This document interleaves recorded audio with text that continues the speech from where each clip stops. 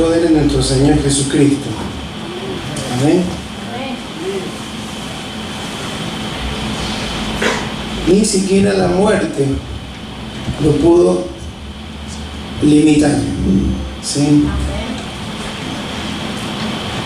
En perfecta obediencia, Él terminó la tarea que el Padre le encomendó y Dios le levantó de la tumba.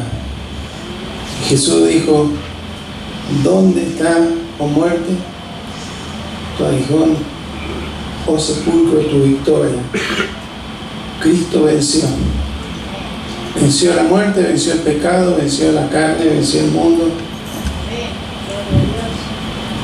Así que le servimos a un Cristo poderoso. Todo poder y autoridad le han sido entregadas a Él, en los cielos y en la tierra. Por eso Él nos ha encomendado que nosotros podamos continuar la tarea que Él inició. Por supuesto que nos parece que es muy grande y muy difícil, pero como hay poder en Él, caminamos en el poder del Cristo resucitado. Amén. El poder del Espíritu Santo moviéndose en medio nuestro. Así que qué bueno que podamos estar exaltando el nombre de Cristo en este día de mucho calor. Pero bueno, son las épocas del año, aunque el clima está un poco difícil, está muy afectado por la mano del hombre, pero entendemos que por sobre todo está en la soberanía del Señor. Así que Dios tenga misericordia. Es un año de mucha sequía, lo cual implica ciertas dificultades en la economía de nuestro país, que es netamente o primariamente agrícola, ganadero, ¿sí? Así que debemos orar para que Dios tenga misericordia. La sequía en otros lugares, las heladas, el granizo hacen mucho daño, así que oremos para que Dios tenga misericordia y que pueda cuidar de nuestra tierra. Amén. Vamos a meditar en la palabra del Señor en esta noche. Le invito a que abra su Biblia en 2 de Timoteo capítulo 4. Vamos a leer los dos primeros versículos. 2 de Timoteo 4, versículo 1 y versículo 2.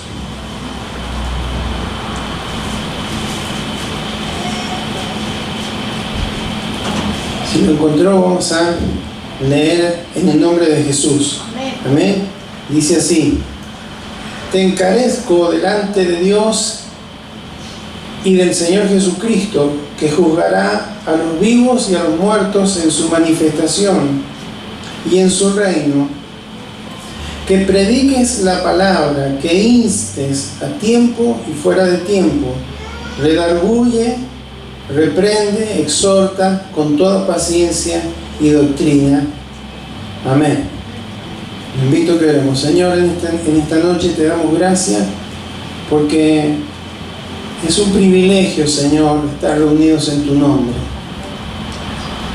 El domingo pasado una de tus hijas estuvo informando y también transmitiendo esta necesidad imperiosa de orar por la iglesia perseguida.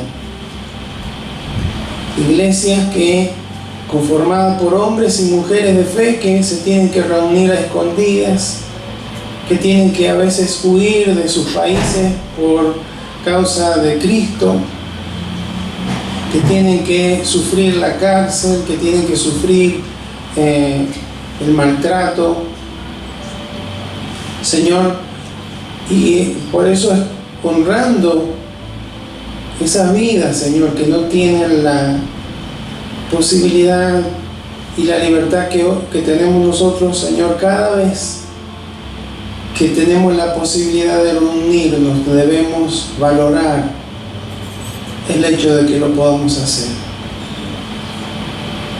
Durante muchos meses, hace no mucho tiempo atrás, la iglesia no se pudo reunir. Muchos decían, qué lástima, cuántas veces tuve la posibilidad de reunirme y no lo hice, ahora quisiera reunirme y no podemos. Pero pasó todo, Señor, y muchas veces seguimos de la misma manera, porque no valoramos, Señor, lo que tú nos has regalado como cuerpo. No es todo reunirse, pero cuán importante es, Señor, y aún en estos tiempos tan complejos, Señor, los que nos toca vivir, la importancia de estar recibiendo la nutrición de tu palabra, pero también de el cuerpo bien concertado y unido por las coyunturas, Señor. Vamos madurando y creciendo hasta llegar a la estatura de un varón perfecto, Señor, que es la estatura, la plenitud de Cristo, Señor. Por eso aquí estamos, reunidos en tu nombre, Señor, y nos has dado el privilegio de adorarte, y lo queremos hacer siempre en espíritu y en verdad, no en emociones, en espíritu y en verdad, no en argumentos o en palabras superficiales, sino en la verdad de tu palabra, Señor, aplicándose en nuestro corazón. También, Señor, te damos gracias porque hemos leído tu palabra. Señor, te ruego que dirijas, Señor, mis labios, mis palabras, mis pensamientos, para que pueda hablar lo que tú quieres transmitirnos en este día, Señor, y que sea edificante y que sea una palabra que produzca al 30, al 60, al 100 por uno, cayendo en buena tierra, Señor. Te lo pedimos en el nombre de Jesús. Amén y amén.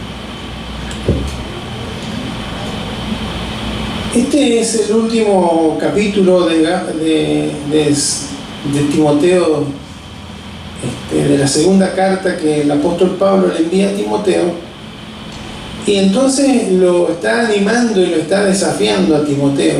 Le dice que tiene que predicar la palabra, que instar a tiempo, fuera de tiempo, redarguir, reprender, exhortar con toda paciencia. Timoteo era un pastor joven, parece que un poco tímido, un poco limitado o con algunas dificultades. Entonces el apóstol Pablo tenía que alentarlo y animarlo frecuentemente. Y le da le recuerda tres enseñanzas acerca de Jesús, ¿sí? La vemos rápidamente, porque dice, te encarezco delante de Dios y del Señor Jesucristo.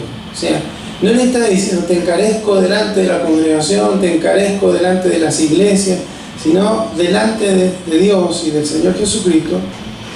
Y primero dice que Jesús es el juez de vivos y muertos. No está hablando de las personas vivas físicamente y muertas físicamente, sino de los vivos espiritualmente y los muertos espiritualmente. O sea, los vivos espiritualmente, aquellos que han nacido de nuevo, porque han tenido un encuentro con Cristo, y los muertos espiritualmente, que están separados de Dios porque no han creído todavía en Jesucristo.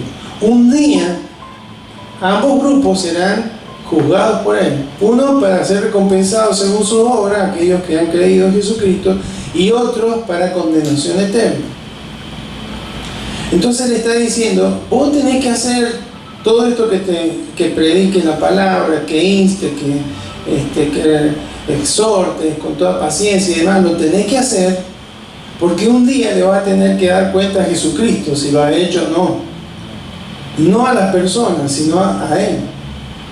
Eso es lo que le está diciendo el apóstol Pablo a Timoteo.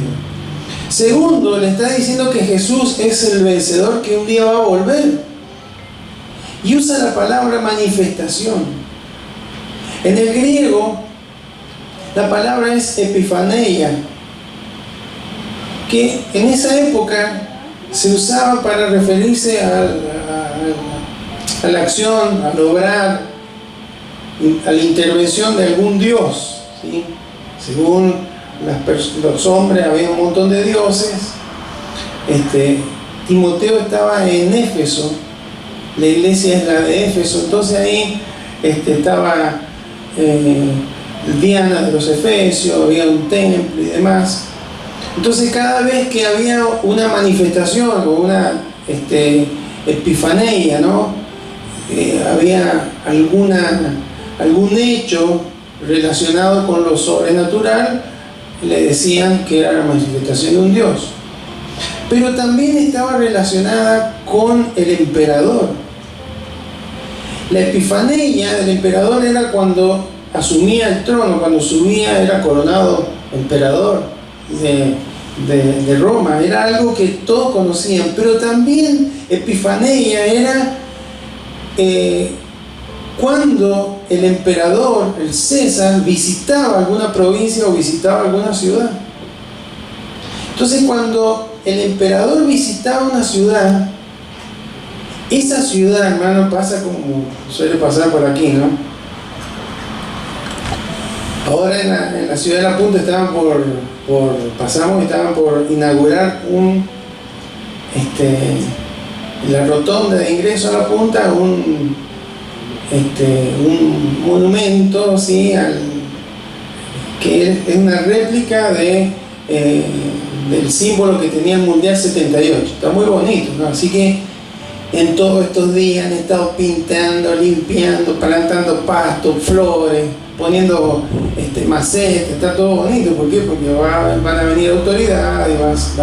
Bueno, cuando el emperador iba a una ciudad, hermano, se limpiaba toda la ciudad, se ordenaba todo, las casas eran adornadas. Eso era una epifanía. Entonces el apóstol Pablo, que sabía que Timoteo y todos entendían bien, le está diciendo: guarda que uno más grande que el emperador va a volver, y tenés que estar en orden, tenés que tener tu vida en orden, tenés que estar haciendo lo que tenés que hacer, tenés que la iglesia tiene que estar en una condición adecuada para que cuando venga el vencedor sea un encuentro como cuando el emperador iba a una ciudad. Me doy a entender el concepto que está transmitiendo. Entonces tenés que hacer, predicar, exhortar, reprender, etcétera, etcétera. Tenés que hacerlo primero porque después le vas a tener que dar cuenta a Jesucristo. Segundo, porque un día va a volver y tiene que encontrarte en una vida ordenada. Y tercero, Él es el Rey, ¿sí? En su reino. Un día, hermanos, el reino de Cristo va a estar por sobre todos los reinos. Aquí en la tierra se va a establecer aquí, ¿sí? Entonces Él está diciendo: tenés que vivir, tenés que trabajar, tenés que moverte, tenés que hacer todo sabiendo que Cristo le va a tener que rendir cuentas, sabiendo que Él va a volver por nuestras vidas y sabiendo que Él es el Rey de Reyes y el Señor de Señores. Qué palabra, ¿no? Uno lo ve así, se da cuenta que lo lee uno como una introducción, qué lindo, ¿no? Pero la impronta, ¿sí? El desafío que esto implica. Timoteo, no lo hagas para agradar a las personas, no lo hagas para quedar bien con las personas, lo tenés que hacer porque le vas a tener que rendir cuenta al Rey de Reyes. Amén. Sin embargo, no vamos a hablar acerca de estos temas en relación a Timoteo, sino vamos a centrarnos en la palabra exhortación, paraklesis en griego. Exhortación. Exhortación es una palabra que en sus diferentes términos, ¿no? Exhortar, exhortando, exhorta, como dice acá. Es una palabra que está usada muchas veces en las cartas de Pablo y en el libro de los Hechos. Y tiene dentro de los significados, es un llamamiento al lado de uno. Es así, en ayuda de uno. Es decir, la paraklesis, la exhortación, es alguien que se pone al lado de otro para ayudarle, ¿sí? ¿Qué es lo que trata de comunicar esta expresión? Inspirar, animar, motivar, ¿sí? Entonces la palabra que nos puede ayudar a entender la expresión exhortar es motivar, alentar, acción de disponer, dice la Real Academia Española, que es la acción de disponer del ánimo de alguien para que proceda de un determinado modo. ¿Está bien?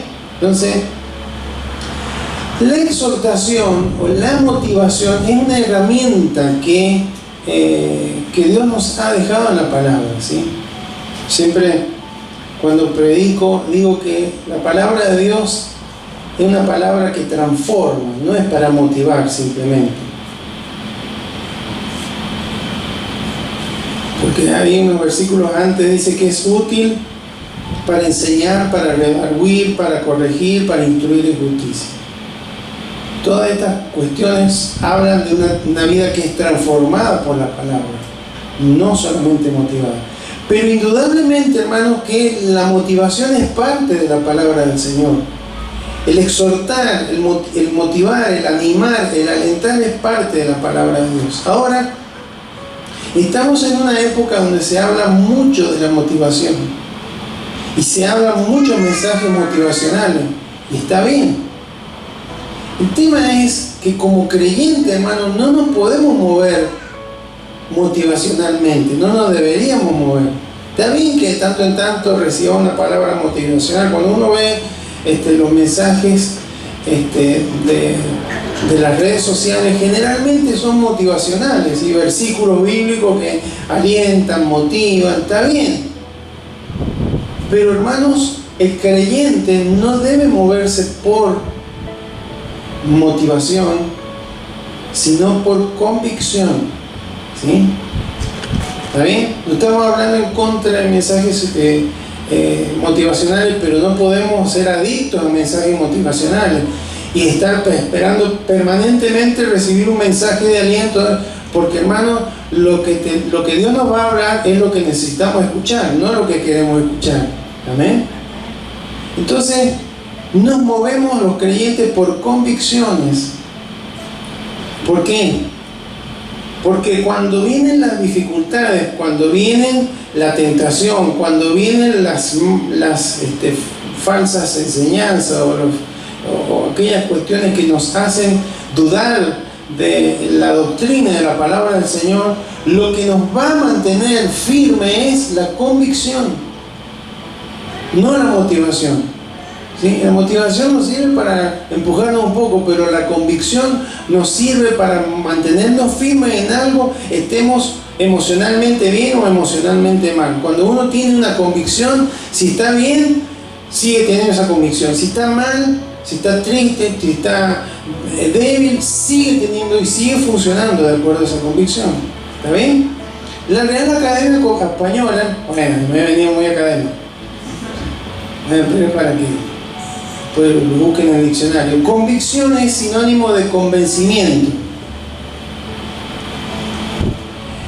¿Y qué es el convencimiento? Estado mental al que llega una persona cuando ha sido persuadida o convencida, es lo mismo, con razones claras e irrefutables de que debe tomar una decisión o realizar una acción. ¿Está bien? Creo que entendemos la convicción, convencimiento. Estoy convencido de que esto es así. Por ejemplo, si usted, si una persona mete un dedo en el enchufe o toca un cable pelado, se va a convencer de que no debe volver a hacerlo más, ¿sí? Puede tener puede ver un cable precioso, multicolor, que le esté, pero no lo va a ir a tocar porque está convencido de que si lo toca va a sentir algo como una patada, ¿sí? En todo el cuerpo. Eso es convicción. Convicción es una creencia firme, es así y sé que no lo tengo que hacer. ¿Está bien?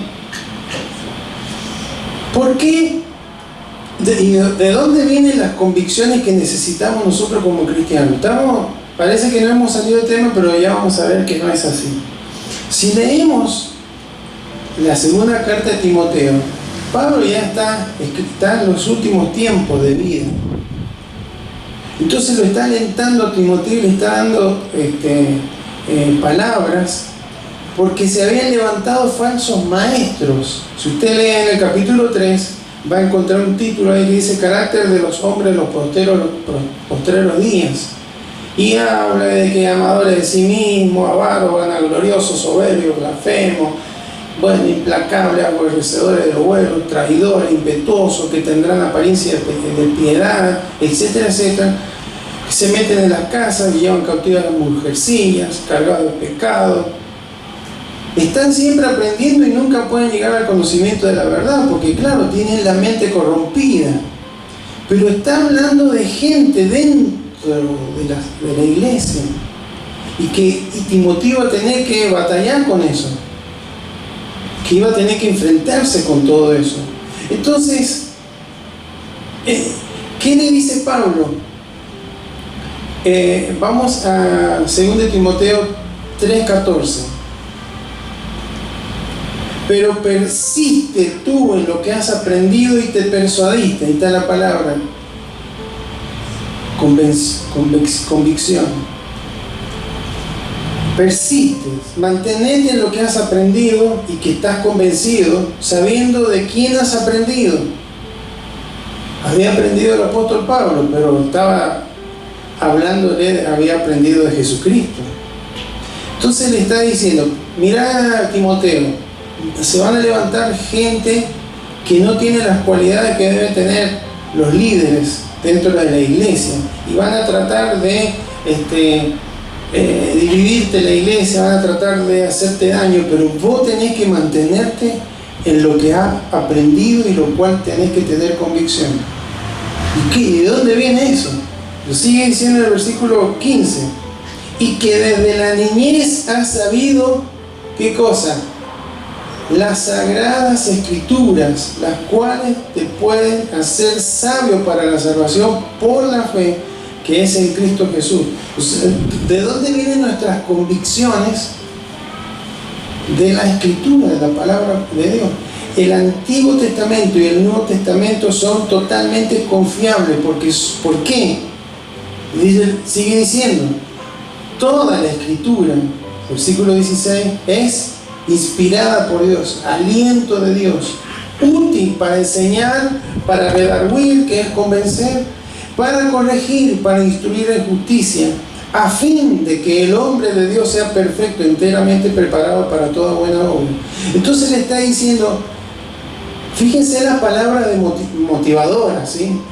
Tenés que mantenerte firme en convicciones, si no te vas a caer. Si querés presentarte como un hombre perfecto y preparado para la buena obra, tenés que mantenerte en la palabra. Tenés que tener convicciones basadas en la palabra de Dios, porque si no van a levantarse esta gente y te van a hacer caer, te van a desviar. ¿Está bien? Qué impresionante, ¿no? Qué consejo. Por eso, hermanos, Dios nos habla en esta noche de las convicciones versus la motivación. Está buena la motivación, pero hermano, el Señor nos va a hablar la palabra. Y dice que la palabra, hermanos, cuando Jesús compara la palabra, ¿con qué lo compara en el Nuevo Testamento? ¿Con qué elemento en la armadura, por ejemplo? En la espada.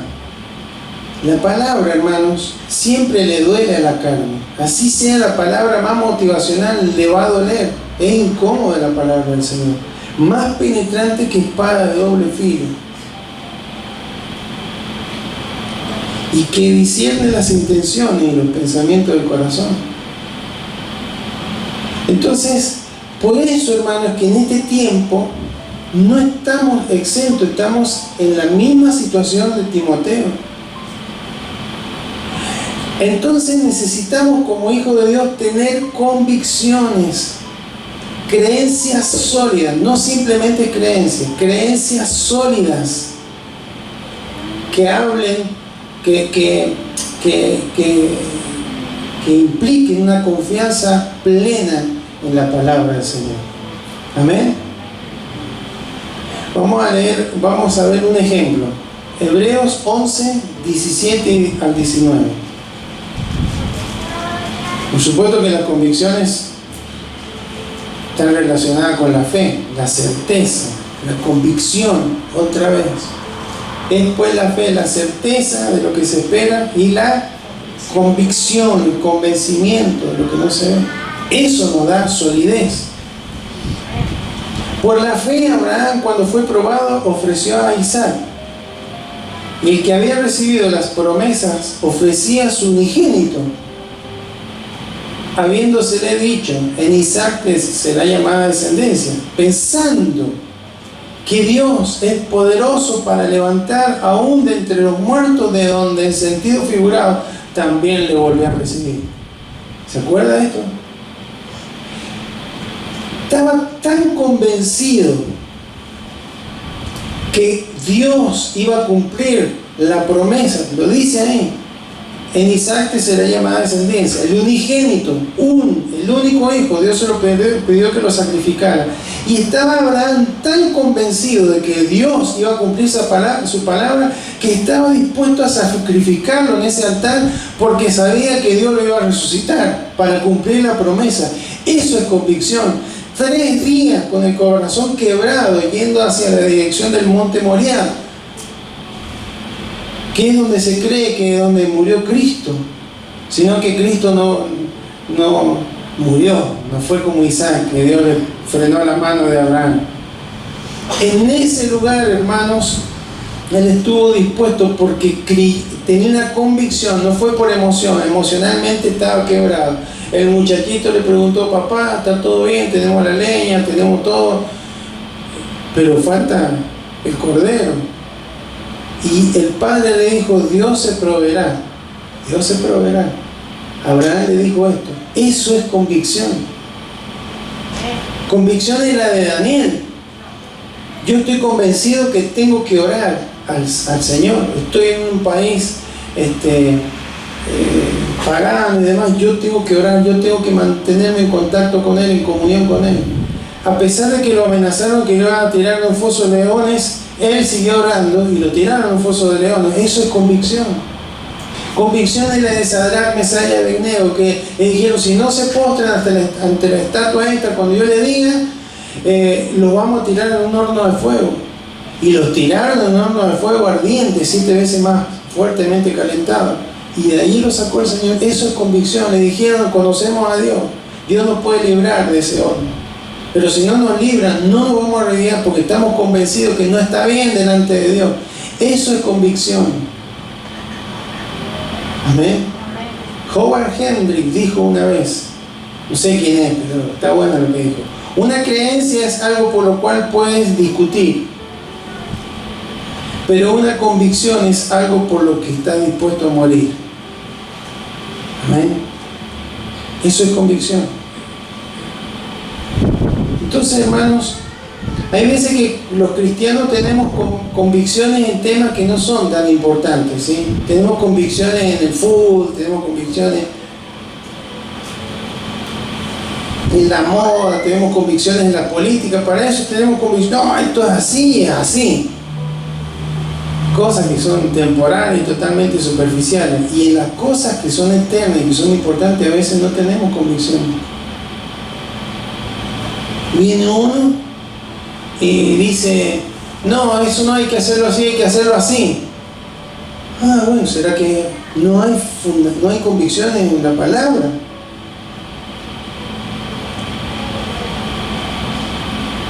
Sí,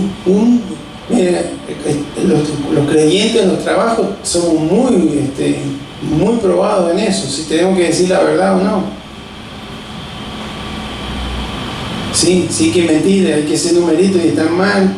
Sí, hay que decir una mentira para salir del paso. ¿Cómo funcionamos? ¿Por convicciones o por quedar bien con las personas? Entonces necesitamos convicciones. Movernos por convicciones, no por motivación. La motivación no me va a llevar a estar firme.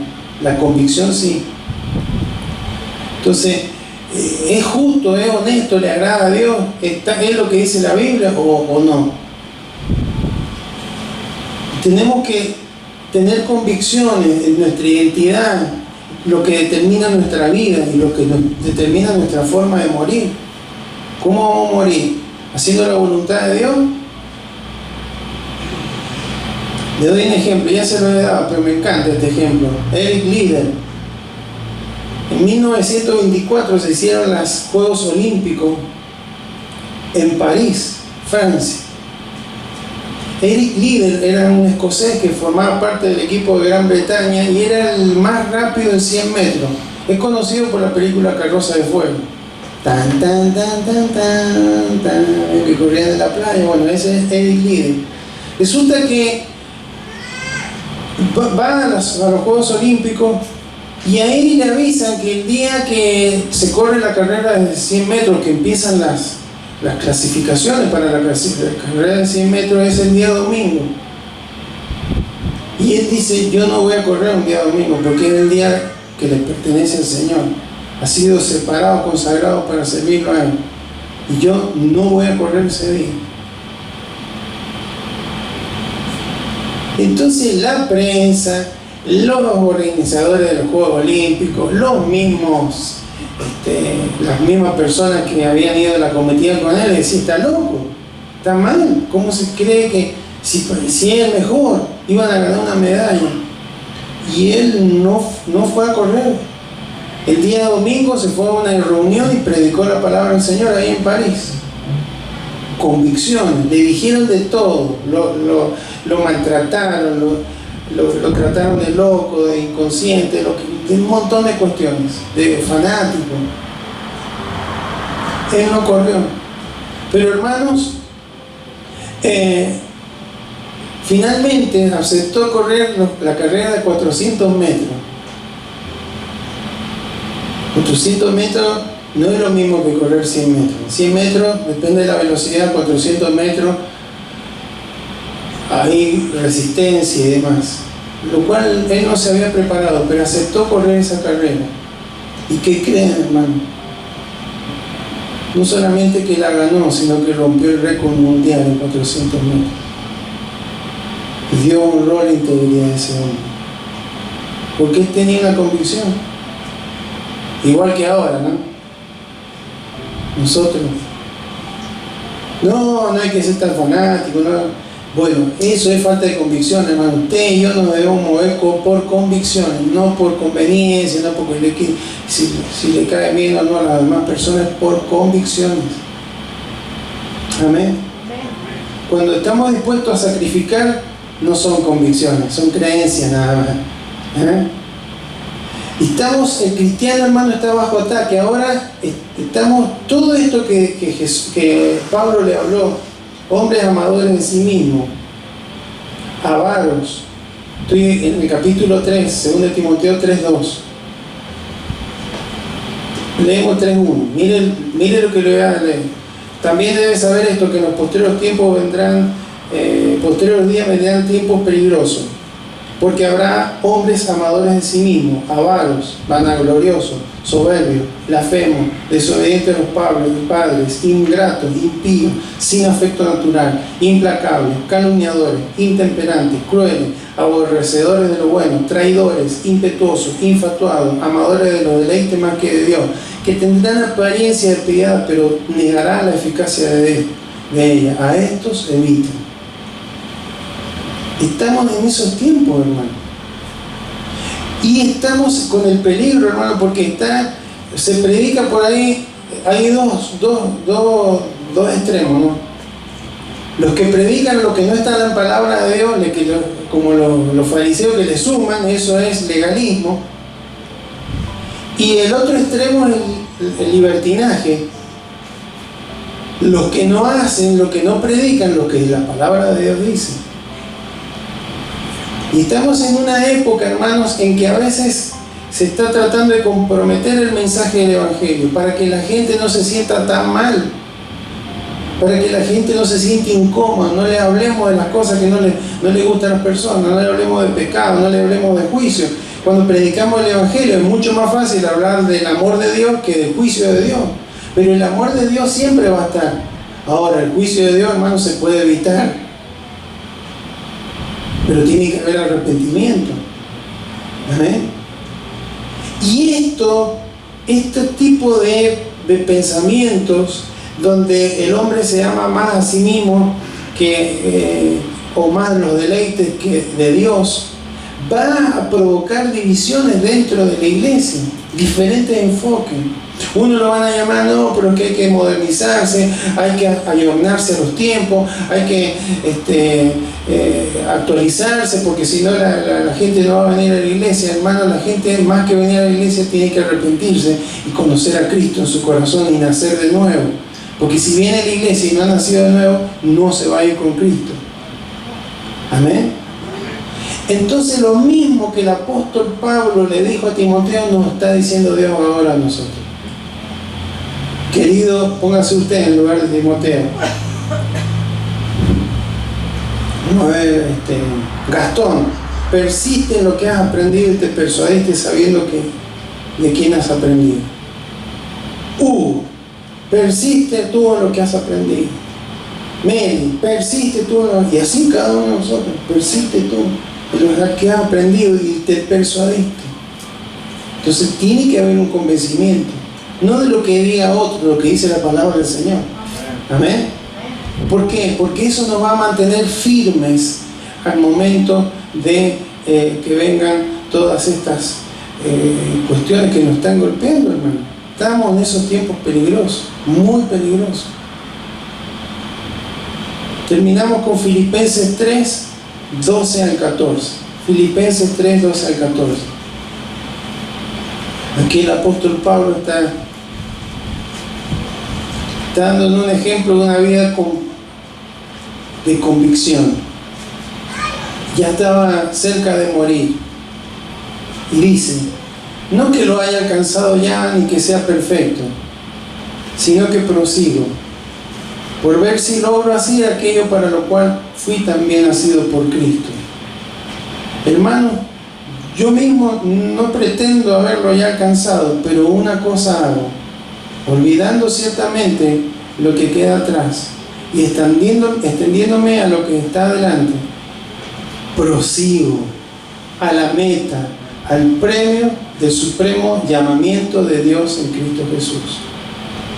Un hombre totalmente comprometido con la causa de Cristo. ¿Cómo pudo terminar sus días así?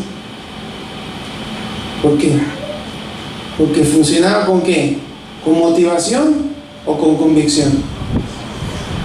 Con convicción. Mire que él estuvo en la cárcel, él lo abandonaron, ninguno ha quedado conmigo, decía por ahí. Todos me dejaron.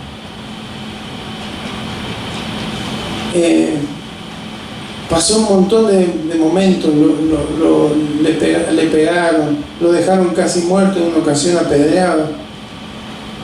Emocionalmente muchas veces estuvo mal, pero él tenía convicciones. Yo sé quién me tomó, quién nació de mí, quién me encontró, porque yo no lo busqué, él me buscó a mí, quién me llamó, quién me encomendó, y yo todavía no termino hasta que siga con vida. Voy a proseguir a la meta de ese supremo llamamiento de Dios en Cristo Jesús. Eso es una vida con convicción. Amén. Nuestras convicciones determinan nuestro destino. ¿Cómo están tus convicciones, hermano? ¿Cómo están sus convicciones? ¿Por qué? Las convicciones son las que nos traen acá. ¿Por qué estamos hoy aquí? Podríamos estar tomando en el jardín, en el patio de la casa, tomando un tereré, una gaseosa, un juguito, unos mates, viendo las estrellas. ¿Qué nos trae acá, hermano? Convicciones. ¿Qué nos lleva a servir a Dios? Convicciones. Las convicciones son las que deben determinar nuestra manera de vivir y también nuestra manera de morir. Amén. Que el día que lleguemos al final podamos decir, Señor, yo prosigo hasta la meta, hasta el último aliento de vida voy a hacer lo que me has mandado a hacer. Eso es simplemente convicción. Así que, iglesia, que Dios nos ayude a ser gente, hombres y mujeres, con convicciones firmes, las cuales están fundamentadas en la palabra escrita del Señor. Amén. Invito a que se coloque de pie, vamos a orar.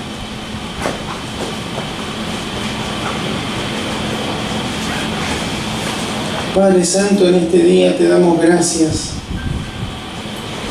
porque vemos en esta carta del apóstol Pablo a Timoteo algo que nos es tan necesario en este tiempo, Señor.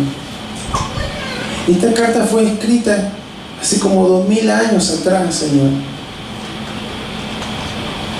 Sin embargo, tiene vigencia. Pareciera que estuviéramos leyendo el resumen de los noticieros, el resumen de la política, el resumen de la sociedad, como está hoy, en los primeros versículos del capítulo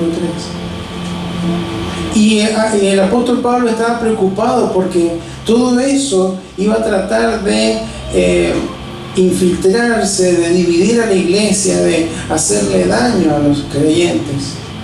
Por eso, como pastor, Timoteo tenía que seguir predicando, redarguyendo, tenía que seguir convenciendo, tenía que seguir exhortando, tenía que seguir corrigiendo, Señor. Y en este tiempo, como iglesia, necesitamos lo mismo, Señor. Tú nos hablas esta palabra porque necesitamos ser gente de convicciones, gente que esté que cuando está triste, que cuando está en esos días de tristeza, de pena, se mantenga funcionando de la manera correcta delante de ti, porque está funcionando por convicción, no por emoción.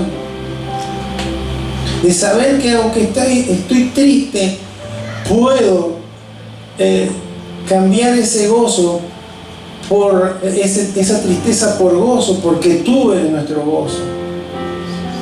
Y saber que más allá de las situaciones que golpean contra nuestras vidas, que tú eres poderoso, Señor, como cantamos recién. Que hay poder en ti, Señor. Que nada nos puede separar de tu amor, nada.